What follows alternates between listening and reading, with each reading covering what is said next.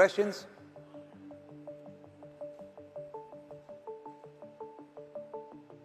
Elon, Seneca once said, every genius has a touch of madness. I thought you'd like that quote. Well, I agree with the madness part.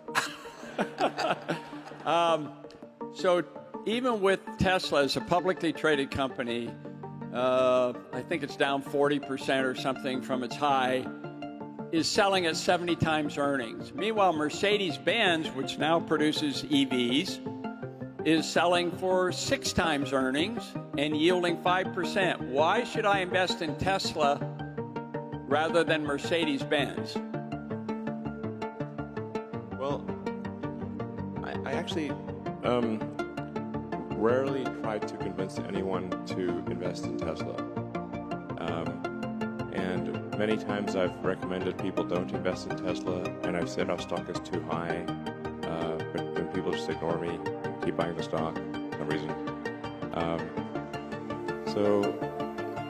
But if I think at a very high level, I'd say that autonomy is an insanely fundamental breakthrough, and no one is even close to Tesla for solving generalized autonomy or generalized self-driving vehicles. No one's even close. And with self-driving, as I was talking about earlier, the car becomes roughly 5 times more useful. But it costs the same to build. Now, can you imagine what would happen if the company was doing, we're doing like 25 to 30% gross margins, but suddenly that same thing was 5 times more valuable?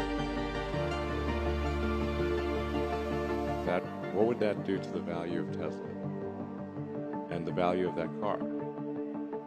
It boggles the mind, actually.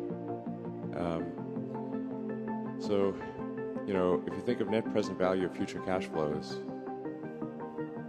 if you actually do the math on that, it's insane. Then there's also the Optimus program, which is our humanoid robot, where we'll leverage our manufacturing expertise and the intelligence we've developed for self-driving to have a useful humanoid robot. Now, the economy is fundamentally GDP per capita times capita. If you no longer have a constraint on capita because of a useful humanoid robot, it is not clear that there's any limit to the size of the economy.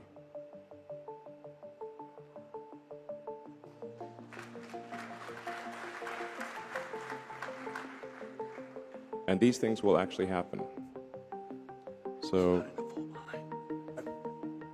Okay, that's probably a good reason. There, one more question.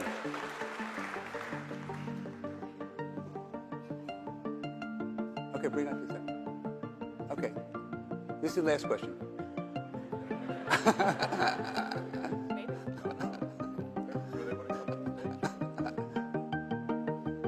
Go ahead.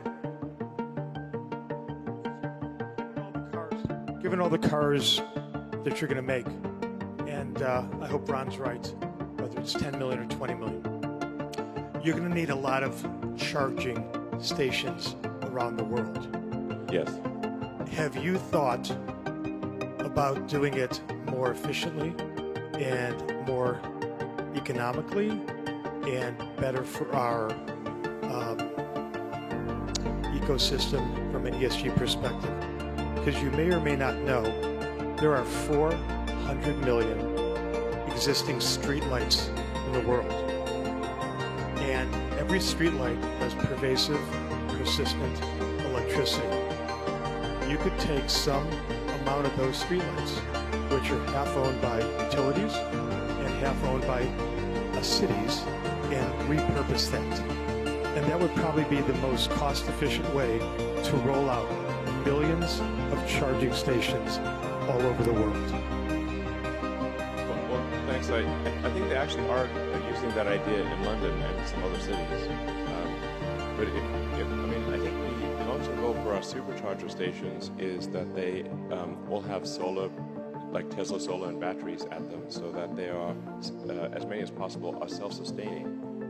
That the supercharger stations generate the energy during the day, and then also have a localized battery pack so that people can charge at night, so that the Tesla supercharging stations would continue to function even in a zombie apocalypse.